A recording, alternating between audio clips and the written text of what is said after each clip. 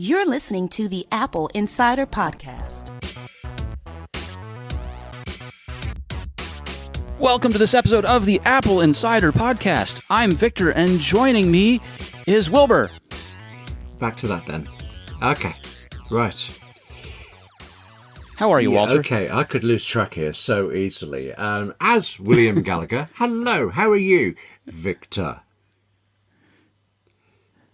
I'm fine. I was waiting for you to come up with Vincent or something, but we didn't even do that. That's kind of, you do this, and I always think to the Victor, the puns. Okay? Yeah. Fair enough. Fair enough.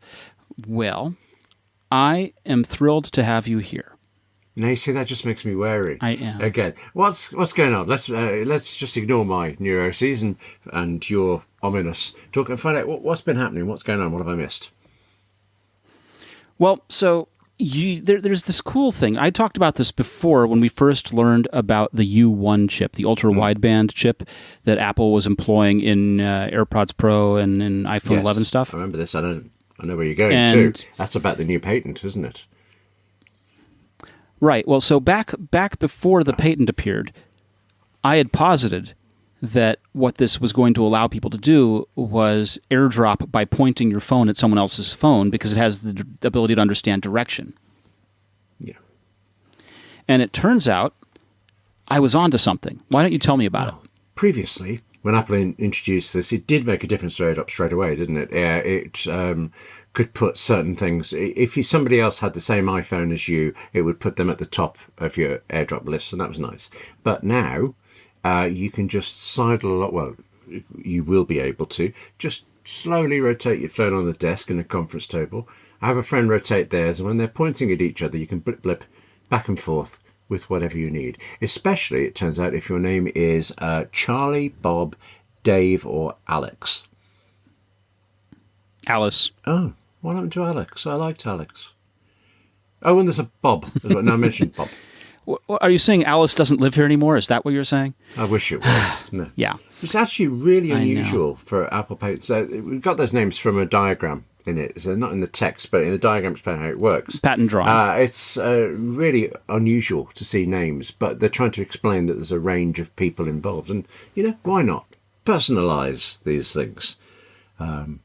Bit samey names, though, really, aren't they? But yes, so after that, the patents that have come out about it are to do with how to make sure it works. Issues of the fact that you're making this connection, but they're two mobile devices. So one of them is likely to move. What happens then? When do they tell each other, I've lost contact, and all these sort of things? Remarkably detailed and interesting stuff, solving what one would think was a really small problem, but fascinating reading. So what's interesting here is that I'm looking at this patent, and this patent is not about the U1 and ultra-wideband, which was, as we were talking about, useful for aiming at stuff. What this is doing is using optical transmitters and receivers as an alternative. Well, it looks like an alternative. Now, I'm wondering if it's going to be sort of augmented thing where they use bits of whatever's the most relevant thing. But yeah, this specific patent. I would say not. And the reason that this is, I would say maybe not, is that when you patent stuff, you patent it to throw in the kitchen sink so that no one can work around your patent. Basically, you try and cover the world to protect it all. And generally, there's a core technology. So this looks like an alternative form of doing this kinds of transmissions. So Apple is discussing using optical transmitters and receivers, which is really similar to infrared. Back when we used to use Newtons and back when we used to use Palm Pilots, you could exchange contact information and files over infrared using two Palm Pilots aimed at each other line of sight using their infrared windows. I had a PowerBook that did it as well, but I can't remember which one. Yeah, been there, done this. You probably did that on a Kanga PowerBook. I always got mixed up between... it's not Waterloo. What's the one that begins with Wall Street? Wall I always Street. got mixed up between that and that. I was actually writing on one. I didn't know which one it was, but I liked it very much. I owned a Wall Street. That was my first Mac laptop. Yeah. I'm trying to remember what mine was. I built it out of spare parts, actually. Okay. And you happen to have an infrared transmitter around, so why not? Plug it in. Yeah. Never used the infrared on that one, but yeah. So this is what they're doing. Is they're patenting that sort of transmission, but instead of infrared, they're saying any suitable electrical light or electronic light source could do, which means that you don't have to have... you could place those anywhere, basically. The light surface could be a vertical cavity surface-emitting laser, for example, or an LED, or an OLED, or anything else. And what's interesting about that is, what part of the iPhone already has LED or OLED? The screen? Mm-hmm. Yes. Yeah. And how natural would it be to say, I want to share something with you, and I point my screen at you? And then you point your screen at it, and it picks up. Okay, yeah. That would work. Yeah. Mm-hmm. Yeah. So I think that's where we're going with this. Now, of course, we still think the U1 chip is pretty awesome. This optical thing is just one way of leveraging it, but U1 is definitely where I think we're hot on the future. I want to talk a little bit about Apple Watch. Why do I like Apple Watch so much, even though I don't have one, William? I didn't know you didn't have one and that you liked one. They're great. Join us. Join us. Love to. Love to. Don't have one. A future Apple Watch may help treat Parkinson's disease or diagnose tremor symptoms. Yes. I read that story as well, actually, so I know a bit about it. Well, then you better tell me about it. It's quite funny, actually. Apple is being quite gentle in its description of why it wants to do this thing. It's pointing out that so many people have symptoms of Parkinson's or full-on Parkinson's, all sorts of tremor symptoms for it. And currently, even though there is like a known scale for measuring it that clinicians can use, that can only be done with a test when the patient is with the clinician. And in between, you're kind of reliant on the patient to remember their symptoms. And I can't remember Apple's phrase, but it was something polite, like, might not be the most reliable thing. And yeah, it did probably because the illustrations of a somewhat stooped older gentleman. You had the impression they were being polite. But actually, any of us, are we going to remember minute-by-minute details of something even as important as this? We're not. But your watch can be looking constantly for it and actually applying that scale as you go through your day. So not only at the end of the month or whenever you see your doctor, it is always checking. And since the symptoms seem to be caused by your body getting used to the medication that you're already on, or everything else being so nicely balanced, this has come through, and that changes depending on your medication, on your situation, what you're doing. And the watch is there with you all the time, aware of what you're doing. And the suggestion is that it will be able to help you as a patient know when you're going to be in trouble, know when you need to take more meds or something like that. And also log that so you can properly report it. I don't know how you hand it over to your GP at the end, but you do. You get the complete list, which actually must be quite a long read for them. I wonder if doctors are quite keen on this. Well, second by second. Yeah, let's talk about the last month. Second by second. Well, but you want to highlight the outliers, right? You don't have to look at all of the seconds, but it can say, here's where you actually were completely tremoring and losing balance. Yes. So, another amazing use of Apple Watch for it. I mean, this is why you love it, specifically all of these health benefits. Yeah. Okay, so we all know how a VPN protects your privacy and security online, right? Yes, absolutely. Yeah. But we don't talk about a whole lot is that you can take your TV watching game to the next level. You can use a VPN to unlock movies and TV shows that would otherwise be only available in other countries. Okay. I'm sure Netflix, if we're not mentioning Netflix, but I'm sure Netflix loves that idea. But I suppose you've got an account, you're paying Netflix. What's the difference? Where you are? Well, so these regionalisms come down to who gets syndication money and things like that. There are rights issues on everything. And there are rights issues behind that. But most viewers, would you agree, probably don't get involved in thinking too heavily about those? I can't imagine spending a lot of time checking out the process. No, actually, hang on. I work for the Writers Guild. Sometimes we do go through the process. But as an individual... I know that you do. That's why I said most front viewers, of the telly. Right? What am I going to watch? Let's have a discussion about who has the syndication rights this week, shall we? It doesn't happen, only does it? Very boring programs. Yeah, and very boring Thanks. households. So, cheers. Over the weekend, I used ExpressVPN to binge on Doctor Who on UK Netflix. Did you not try the BBC iPlayer? Some things. I only recommend it because there's more Doctor Who on BBC iPlayer than there is on Netflix. I appreciate that. So anyway, what was nice about this was that it was really simple. I fired up the ExpressVPN app, changed my location to the UK, refreshed Netflix, and it worked. Cool. And the way it works is that ExpressVPN hides your IP address and lets you control where you want sites to think that you're located. So you can choose from almost 100 different countries. So think about all the different Netflix libraries you can go through. That's true. It's a side benefit. It's not something I'd ever considered before. I always VPN for security, and I'm going on various trips. I'd rather be, I'd feel safer knowing I was going through a VPN instead of in, God knows how many different Wi-Fi hotspots or even different countries. But this is definitely an unusual take on this. It's like a extra bonus feature. I like that. Mm-hmm. Now, obviously, saying watch Doctor Who does nothing for you because you said, but I can do that on iPlayer. So, and a good example would be Rick and Morty on France Netflix or Brooklyn Nine-Nine on Canada Netflix. I can tell you, I went to quite a lot of trouble to get to see Veronica Mars on Hulu. I had to buy it in the end via iTunes, and that was complicated because I don't have an account and all sorts of things. But I went to that effort, and this is a double in comparison. ExpressVPN works with any streaming service, Hulu, BBC iPlayer, like we just mentioned, and it does work. I can make that work. YouTube, you name it. There are hundreds of VPNs out there, but the reason that we use ExpressVPN to watch shows is it's ridiculously fast.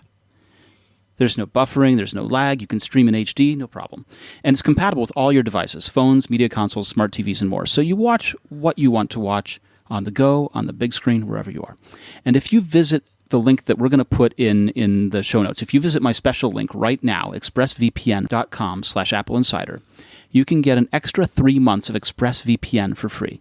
Support the show, watch what you want, and protect yourself at expressvpn.com/AppleInsider. William, do you get robocalls? Yes, quite a lot. Actually, the majority of calls I get these days, at least through my landline, are robocalls. Do you? Yes. Do you get robocalls on your phone, your iPhone? Yeah, sometimes. Actually, not that often.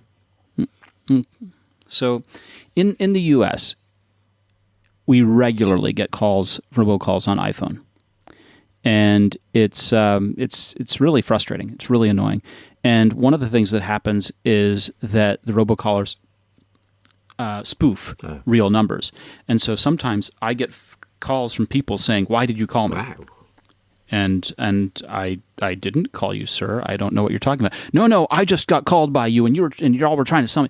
No, sir, I promise you, I don't want to sell you anything. I have nothing to sell you. While you're on the line, I do have. No. I have no interest. I don't know, and I'm sorry. And they'll call back a minute later.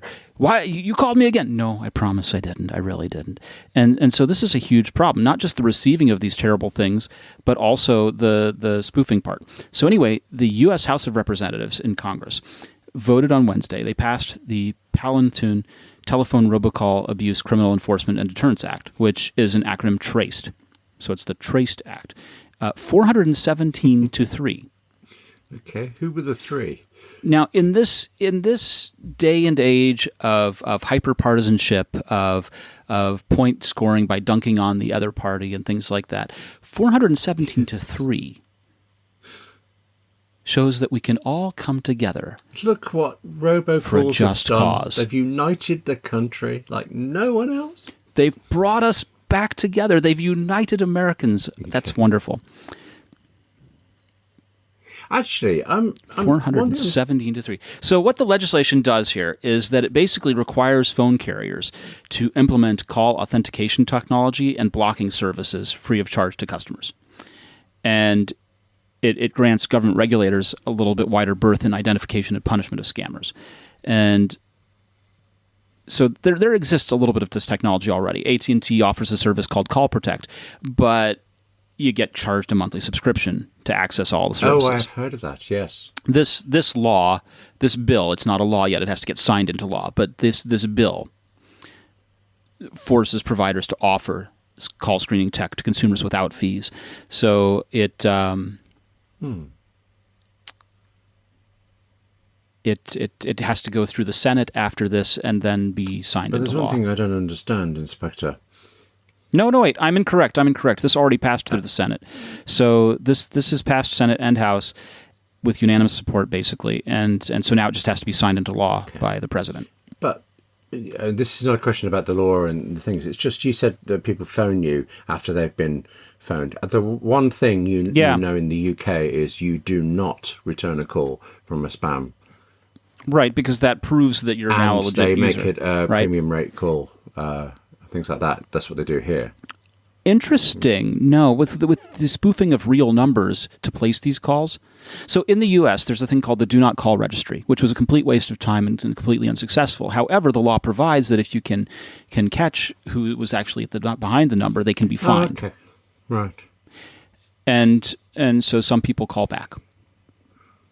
Mostly, the people that I've had call me back have been long-haul truck drivers and elderly women. Okay. You would hope. And having long-haul truck drivers and elderly women angry with me is not high on my list. No. If someone like you doing all these terrible things and phoning these people gets fined, does the person who reports you get any kind of financial reward? I believe they do, yeah. Then that would explain why in my first thought is just block them. I know lots of people who will never answer a call that comes up with numbers, only if it's a name and in their contacts. Yeah. But I get a lot of work from different places and I just can't rule it out. You have to answer. You have to answer, and then the first second is, it's not about your credit card. Yes. Your credit card's fine, but we want to sell you a new credit card. Or, have you heard about solar panels? Or, open enrollment is coming, and we can sell you new health insurance. You, no, Mr. you Guy? can't, and go away. Yes. Yes. Yeah. Does your home have windows? Would you like new windows? No. Right. What I would like is 5G. And Qualcomm is set to actually deliver on that promise. Did you ever doubt them? Yes. No, not really. Qualcomm's president, Cristiano Amon, said on Wednesday that they're hard at work on a 5G modem solution for Apple iPhone. Good. Basically, this is sort of an important first step as a part of their multi-year licensing agreement. And priority number one for them is to help Apple launch their iPhone as fast as they can. So it's going to be interesting to see how this works. Apple was already sort of in the process of finalizing its 5G modems when the two companies settled the legal dispute that we talked about in the past. And so it's not sure exactly what's going to happen. Is Apple going to use Qualcomm's RF front end?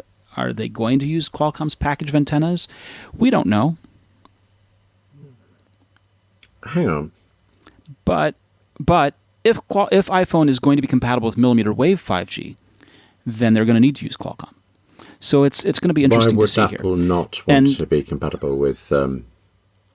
Because if they've already gone down the path and have already dedicated all this engineering resource and are testing it now, then it potentially is it too late? Is a question. Previously, remember you saying that Qualcomm had effectively hinted that Apple was bringing out a 5G iPhone this year. And we've heard so many rumours, we're so sure of it, that I hadn't realised it hadn't actually been said. You said that, and it was hinted, and we talked about what they said, and they didn't actually name 5G Apple. Phone. But now, you just quoted them directly saying Apple. So is this actually the first official, yes, it's coming announcement? Cool. Yes. Okay. It's not saying that it's going to actually happen in 2020, but that's the expected date still. Okay. Yeah, you give and you take away. So, talking about people who give and take away, or rather take away and then give. So, BMW, remember BMW? Oh, yeah, I've got 4 or 5 outside the house right now. Yeah. It's which day of the week do I use which? So, BMW, formerly had been charging their customers, their car owners, a subscription to use Apple CarPlay. If you wanted to have Apple CarPlay, you had to pay $80 a year or $250 for a lifetime or something like that. Right.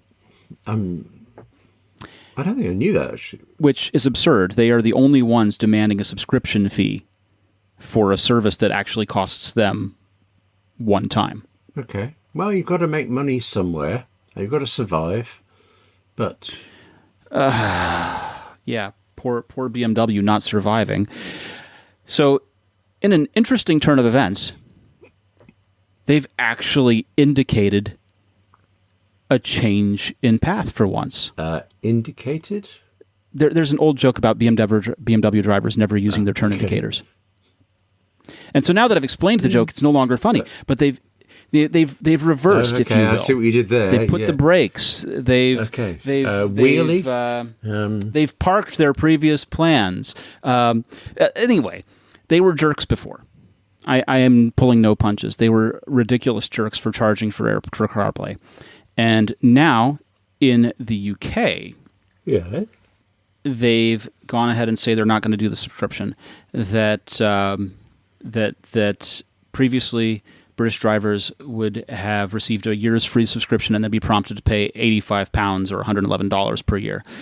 For earlier cars that run earlier versions of their head units, they had a lifetime subscription fee of £235 to pay.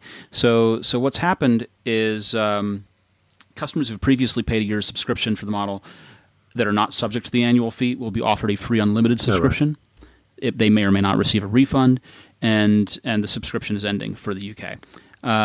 We don't know if they're going to keep doing this in other countries. So BMW could continue to be jerks in your country if you want CarPlay, but at least in the UK, they're making a U-turn. Okay, you've run out of them now, haven't you? There's none left. There's no more comments, is there?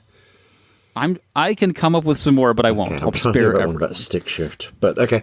Are you a CarPlay user? They've put it in gear and they're going down the right road now.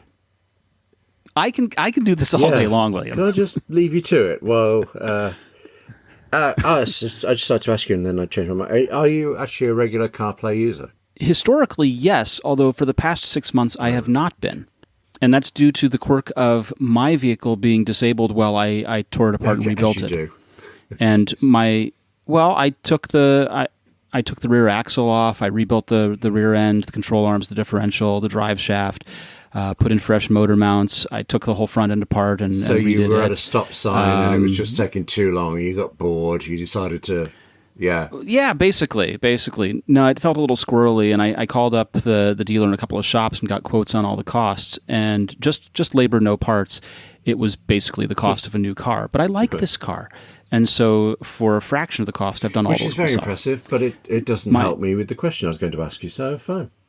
No, well, my wife's car had CarPlay in it, but that transmission died, so I bought her a fresh car, but I have not yet transferred CarPlay over to the fresh car. So I've just been living without CarPlay for the time being. How can you possibly survive? Okay. Barely. It's tough. Cry myself to sleep every night. Has CarPlay in her car, and so when I drive it, I'm on iOS 13 and she's still not, so we see a significant difference depending on whose phone's plugged in. Yes. And actually, there's one element that I think is better on her older device.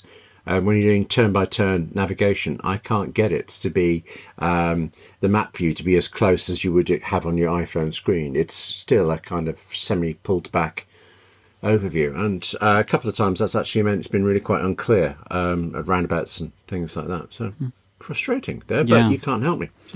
And it's that 3D view. There should be a top-down view as well, which might help you. But do you know, I think there must be a top-down view, because I'm pretty sure that's what we are using.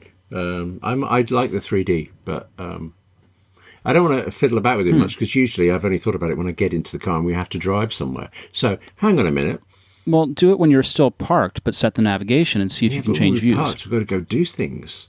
Get that? It's a busy lifestyle here, you know. Learning experience. All right. Speaking of learning experiences, Masterclass lets you learn from the very best with exclusive access to online classes taught by masters of their craft.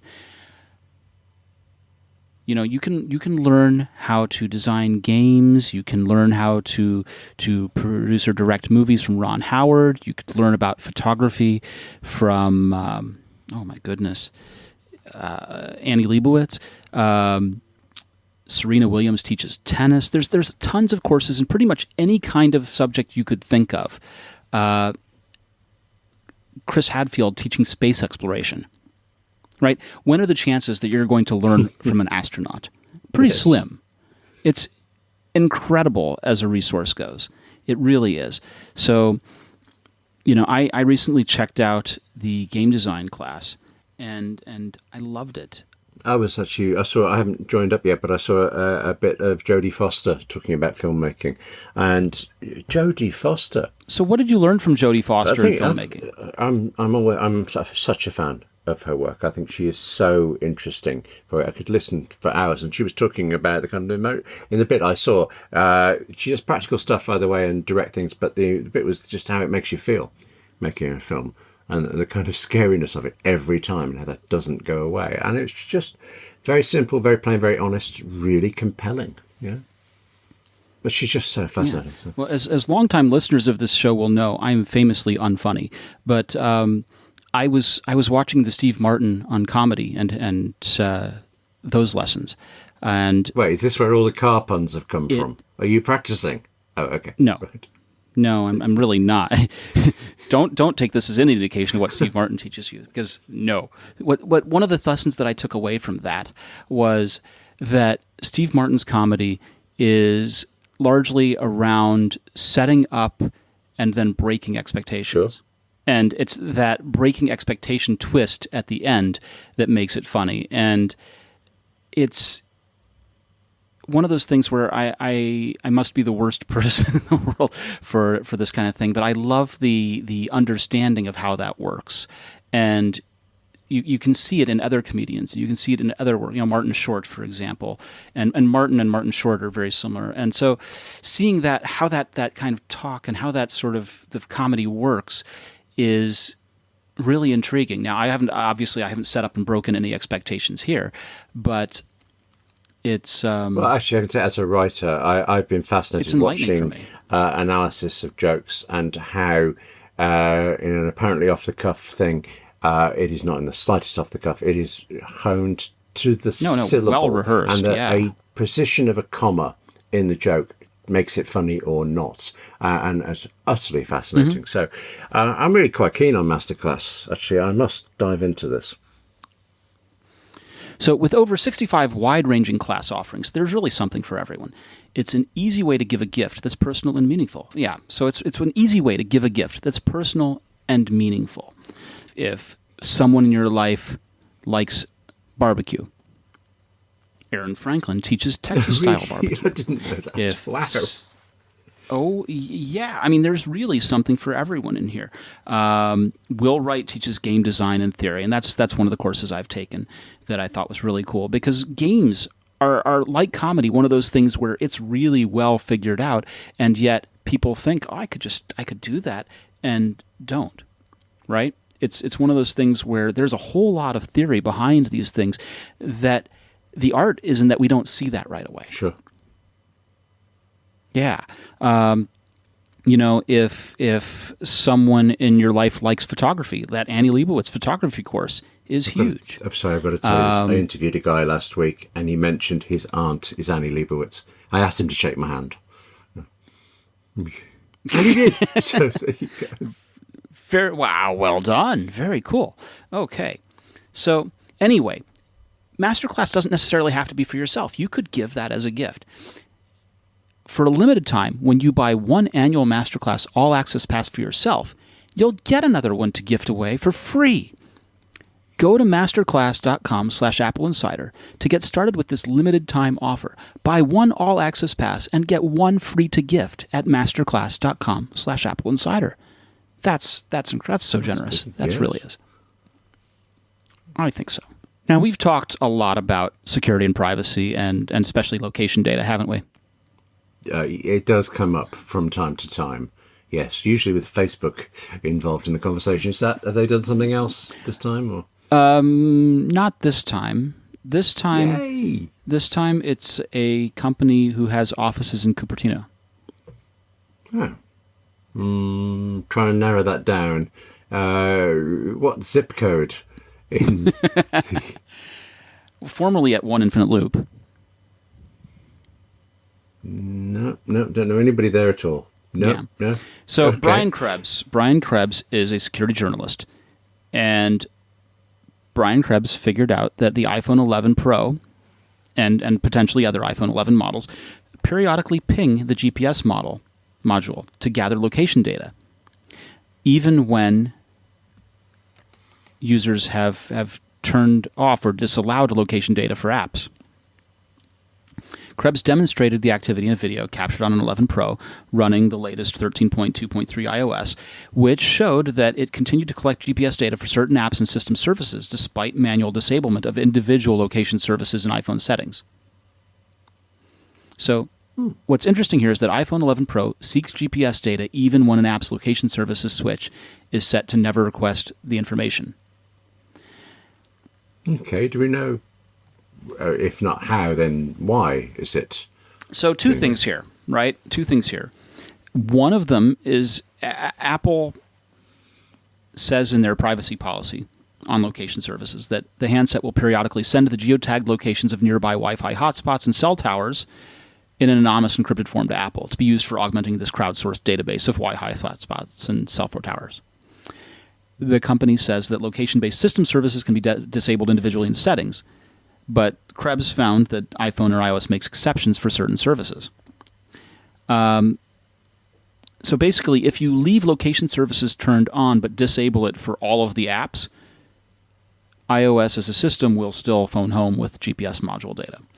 If you disable location services entirely, then it should disable all of the system services as well.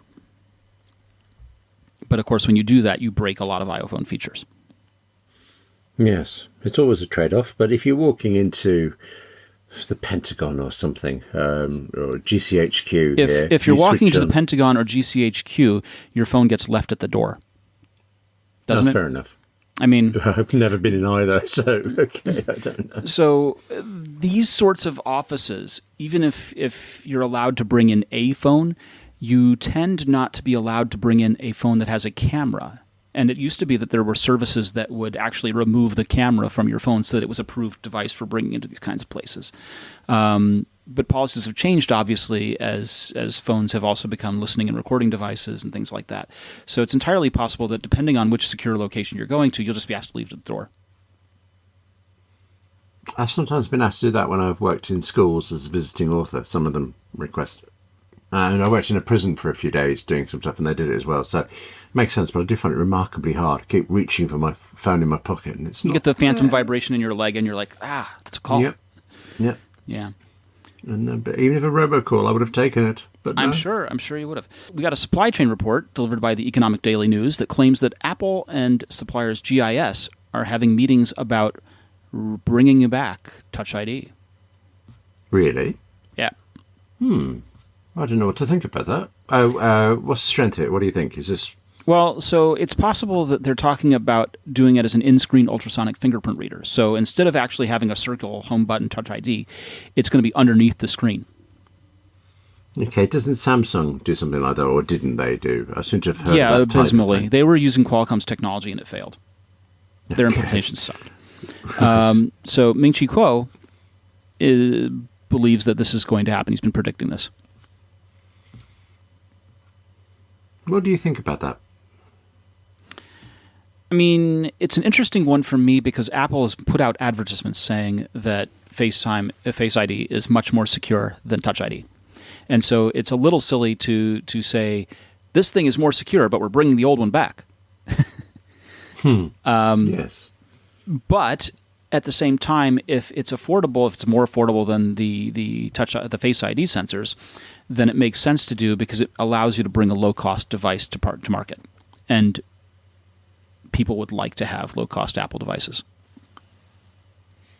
Yeah, that makes sense. Okay.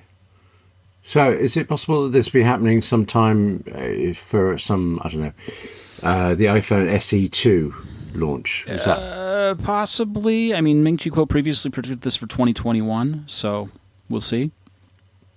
Now, this could be using Qualcomm's ultrasonic technology. I mean, that's what he said at the time, but there are others that have developed in the years since, so the GIS technology might be the likely one now. Okay. Apple is being sued over the butterfly keyboard. This is unsurprising, right? No, and actually it also seems... I actually thought of the keyboard when you said that about... Face ID is the greatest thing. Yeah. Let's go back to the rubbish one before. Now, there is an argument that they've done that with the keyboards, although they've cleverly called it a magic keyboard. Yeah, and it's not rubbish. But the butterfly keyboard, well, there was a lawsuit. And Apple made a motion to dismiss this lawsuit. How do you think that worked out for Apple?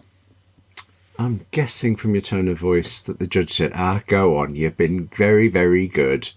We'll let you off this time. Don't do it again. U.S. District Judge Edward Davila handed down an order in San Jose, California, and saying Apple failed to present convincing arguments to toss the claims.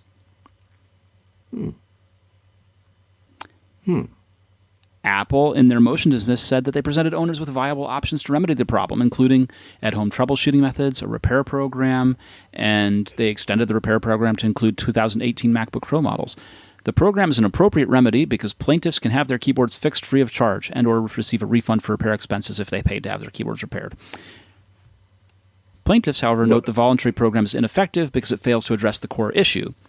Further, faulty keyboards are being replaced with parts that are identical, leaving the door open for failure. Okay. That is a good point. Yes. And so plaintiffs are seeking damages, legal fees, and demanding that Apple publicly disclose the keyboard design is flawed. And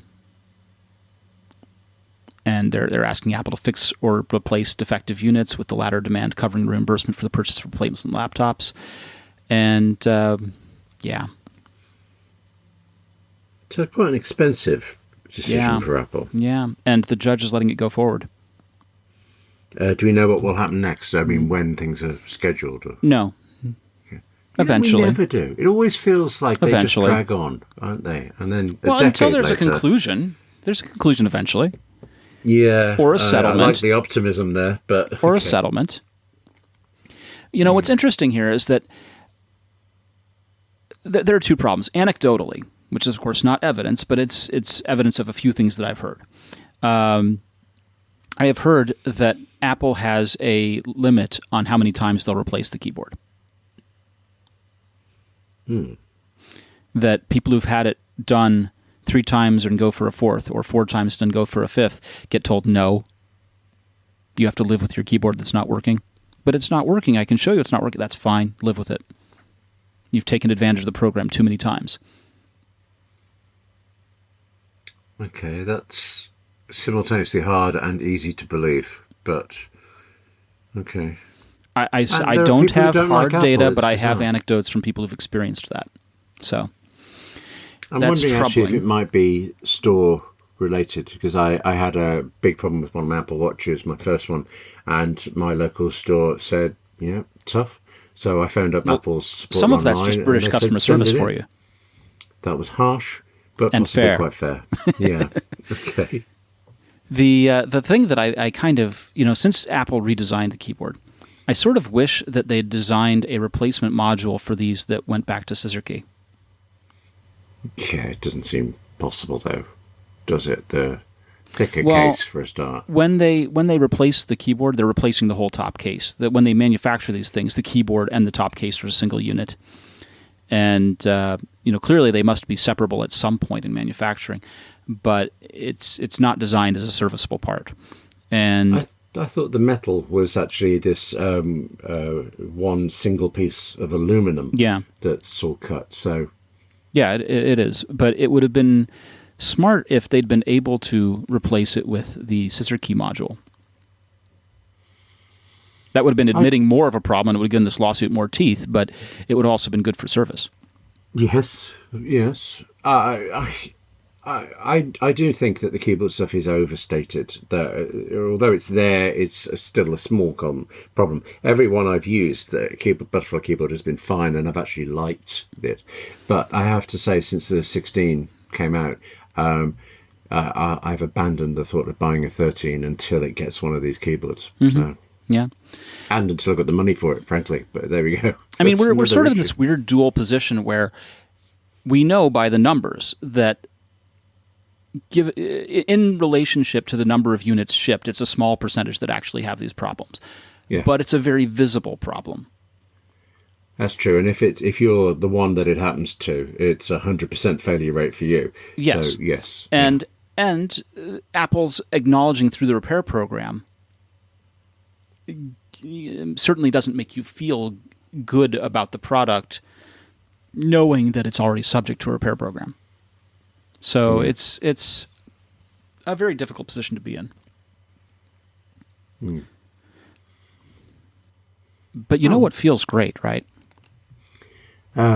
Chocolates, tea, nice keyboards. Chocolates, tea, nice keyboards, and paying off high-interest OmniFocus. credit cards, getting a lower rate, and saving money. Okay. We have Do you a winner. agree? Do you agree? Yes, Yeah. no more calls. We have a winner there. Right. Yes. Refinance your credit card balances and save with a credit card consolidation loan from Lightstream. You can get a rate as low as 5.95% APR with AutoPay, which is much lower than the average credit card interest rate of over 20% APR.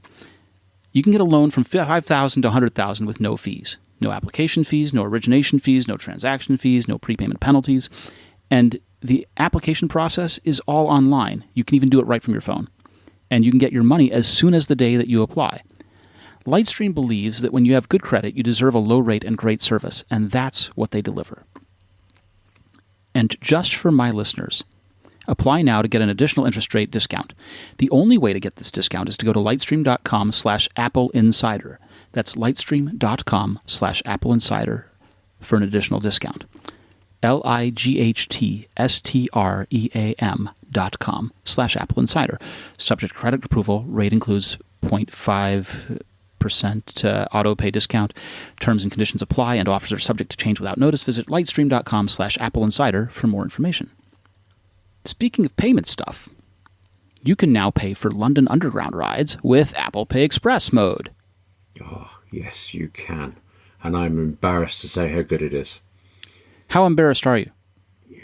Not enough that I'm going to shut up now, clearly, but enough that I'm self-conscious. What's embarrassing about it is previously, you would walk up to the ticket barrier, you'd tap the side button on your watch twice, hold the watch over the reader, walk through. London Euston would occasionally wig out and say, seek assistance, and you do it again, and you go through. Right. Now, you just wave the watch in the general direction of the reader. You don't press any buttons, and it opens straight through. So there's no Face ID, there's no Touch ID authentication. You just get to express walk through. Yeah. Total time saving, under 2 seconds, and yet I've done it once. I've been in London once since this switched on, and I would struggle to go back to the old way. Isn't that ridiculous? Yeah. But so smooth running. But particularly actually, I was carrying a lot of gear and equipment, so I had bags full. And previously, when I've done this, you've actually had to stop and adjust things so that you can get your juggle one all hand your stuff on the button. Yeah. And now I still had to kind of shimmy sideways, but shimmying on the underground, nothing wrong with that. Wow. So this came as a part of iOS 12.3, and you just, as you say, don't have to have Face ID or Touch ID authentication to wake the phone. You just wave it, and it saves seconds, which, when you're trying to juggle all your stuff and get the reader lined up and all that, is huge. Express Mode works for up to 5 hours after the power reserve icon appears on the iPhone XR or newer.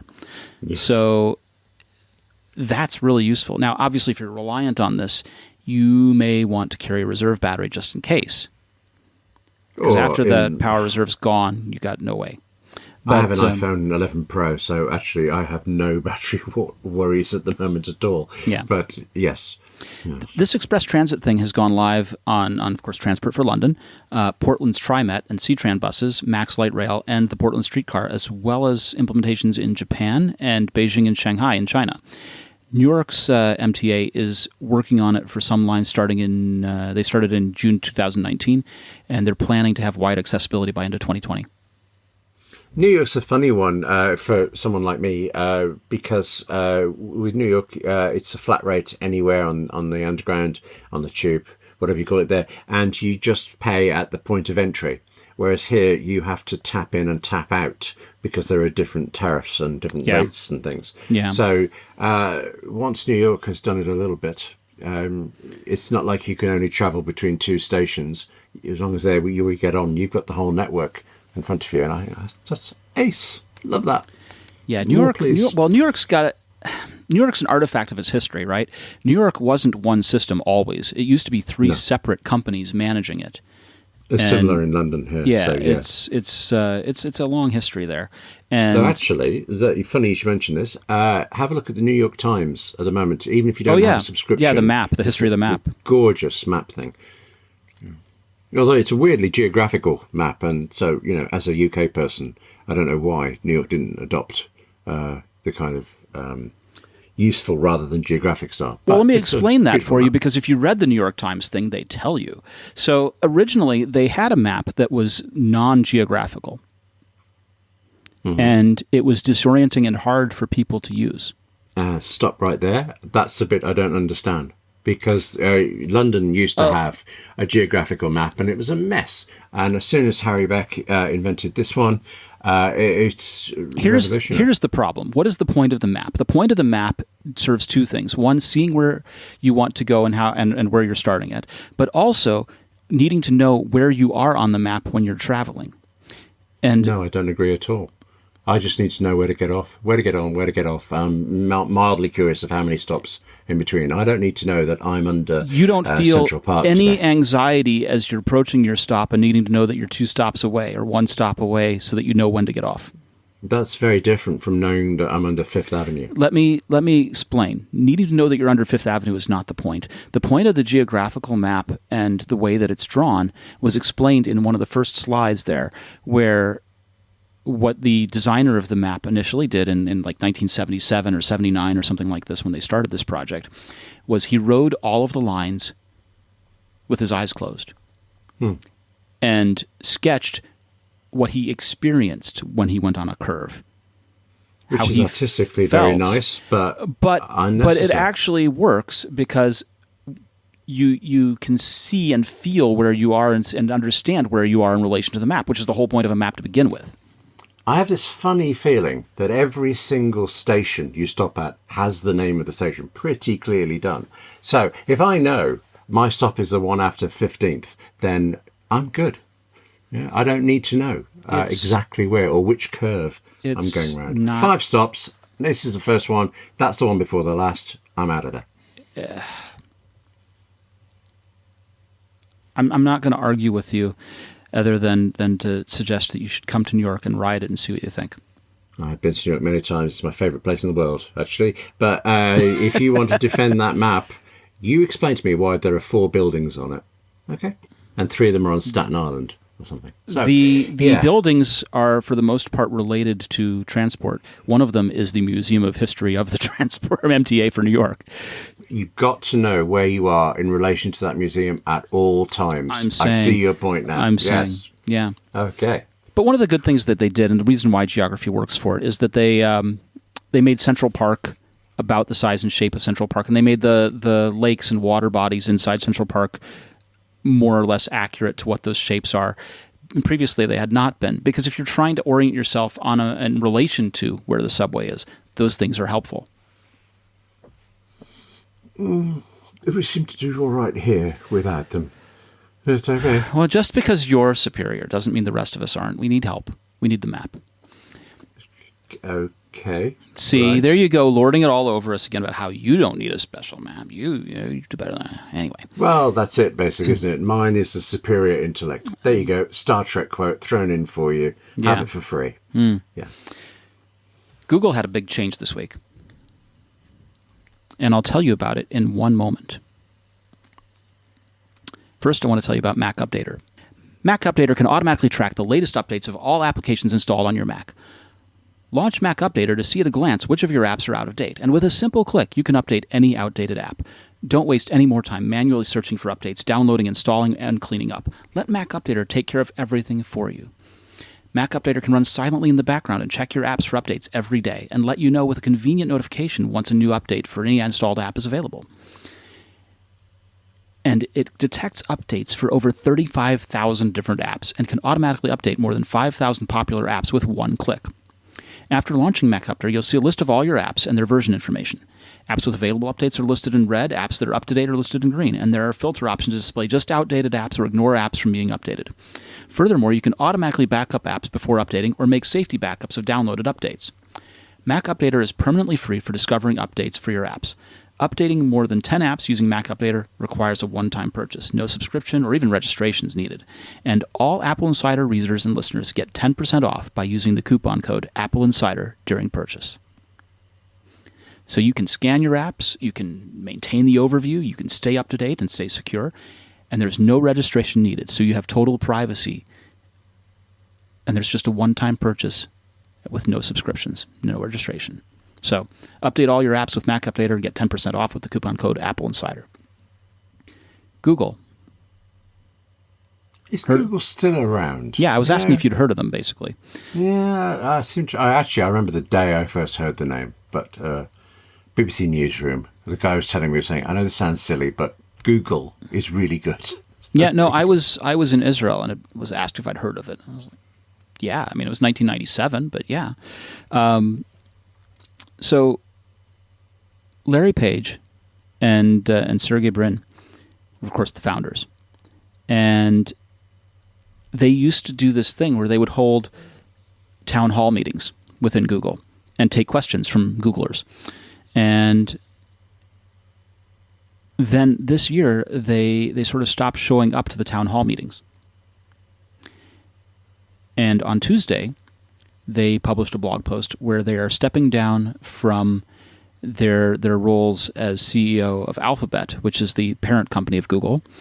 And they said, we've never been ones to hold on to management roles when we think there's a better way to run the company. And Alphabet and Google no longer need two CEOs and a president. And so what they've done is they've put Sundar Pichai in control of Alphabet as well. He's CEO of Alphabet now also, which means he's in control of Google, which means he's in control of startups like Waymo, like the drone company Wing, like the life sciences research firm Verily and biotech company Calico, and also their investment subsidiaries, Capital G and Google Ventures. So Page and Brin are going to be actively involved as board members, and of course they're going to retain a significant portion of company shares, meaning they have majority voting power. But man, Sundar is it, and he started as a humble project manager. Like he was in charge of Google Gears way back when. Yeah, grief! I'd forgotten about Google Gears. Yes, okay. How did that work out again? Well, apparently very well for him, so that's good. Yeah, fantastically for him. So this is very cool. Good job, Sundar. Great. And of course, there are all sorts of things that we can criticize about Google technology and, of course, Android and things like this. But I think it's really, really nice to see a humble product manager become CEO and president. This is pretty awesome. Yeah. Big changes. Okay. Definitely. So that's what I have for the show today. What do you got? Just admiration and adoration and I hate to say it, an itch to check my OmniFocus to-do list. Isn't that terrible? It had to go south, didn't it, at the end? It did. All right. Well, thank you so much, Wilbur, for joining us for this week. And of course, if you're juggling your iPhone trying to wave your way through Transport for London, we'll hear all about it next time. Does Wilbur get paid more than I do? Yes. Okay. Right. Where can people find you on the internet, Walter? Right. Okay. Yeah, exactly there. What about you? Okay. You can email me at william@AppleInsider and find me at wgallagher on Twitter. And you can find William at vmarks on Twitter and Victor@appleinsider.com. Did I get that right? Did I get that sorted out? Please be careful how you do that because, I did have a thing this week where somebody emailed the wrong person about something and it was... Actually, it was highly entertaining. Even she thought it was, but it could have gone worse. So, yes. Okay, fine. I'm Victor at AppleInsider, and that's William at AppleInsider.com. And we've enjoyed this. I hope you have, too. And we'll be back next week. Please join us back next week. Please email us to tell us what you'd like to hear more about, and we'll see you then.